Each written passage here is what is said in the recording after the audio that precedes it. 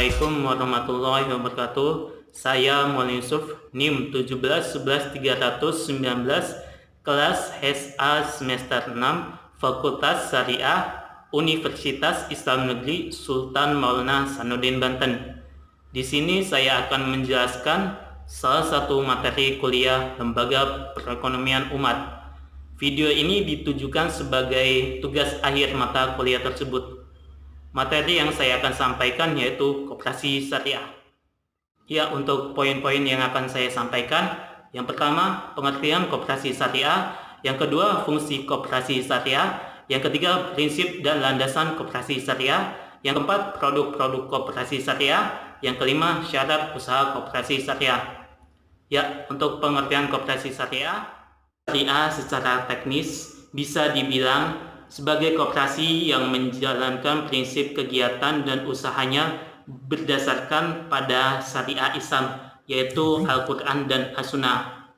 Koperasi syariah secara umum adalah suatu kegiatan usaha koperasi yang menjalankan usahanya dengan prinsip-prinsip syariah.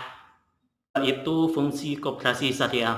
Fungsi koperasi syariah yaitu ada 3 macam. Yang pertama itu membangun dan mengembangkan potensi dan kemampuan anggota pada khususnya dan masyarakat pada umumnya guna meningkatkan kesejahteraan sosial ekonominya. Yang kedua, memperkuat kualitas sumber daya insani anggota agar lebih amanah, profesional, konsisten, dan konsekuen di dalam menerapkan prinsip-prinsip ekonomi Islam dan prinsip-prinsip syariah Islam. Yang ketiga, berusaha untuk mewujudkan dan mengembangkan perekonomian nasional yang merupakan usaha bersama berdasarkan asas kekeluargaan dan demokrasi ekonomi. Prinsip dan landasan koperasi syariah. Yang pertama itu prinsip koperasi syariah ya. Di dalam prinsip koperasi syariah, yang pertama ada kekayaan adalah amanah Allah SWT yang tidak dapat dimiliki oleh siapapun secara mutlak. Yang kedua itu manusia diberi kebebasan bermuamalah selama bersama dengan ketentuan syariah. Yang kedua, keanggotaan bersifat sukarela dan terbuka. Yang keempat, pengelolaan dilakukan secara transparan dan profesional. Yang kelima, pembagian SHU dilakukan secara adil sesuai dengan besarnya jasa usaha masing-masing anggota. Ya, selanjutnya itu landasan koperasi syariah.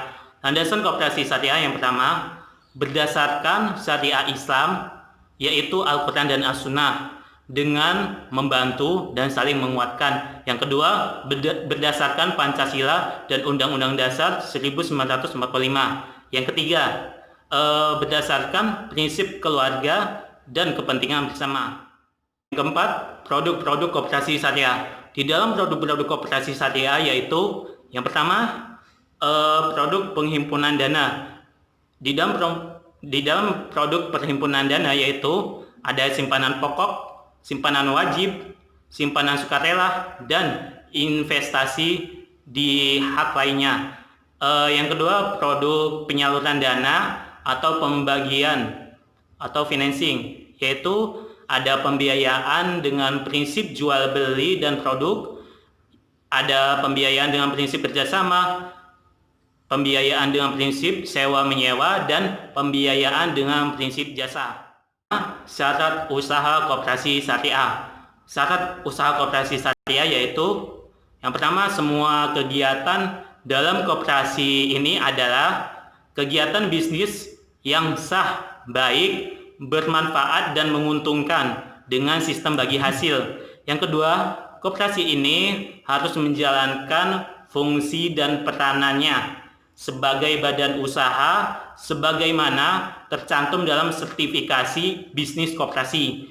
Yang ketiga, setiap bisnis yang dijalankan oleh koperasi ini harus mengacu pada fatwa dan ketentuan Dewan Syariah Nasional dan Dewan Ulama Indonesia. Yang keempat, setiap bisnis yang dijalankan oleh koperasi ini tidak boleh bertentangan dengan hukum dan peraturan yang berlaku di Indonesia. saja materi koperasi syariah yang saya sampaikan. Semoga bermanfaat bagi kita semua. Terima kasih kepada teman-teman yang sudah menonton. Semoga bisa memahami. Assalamualaikum warahmatullahi wabarakatuh.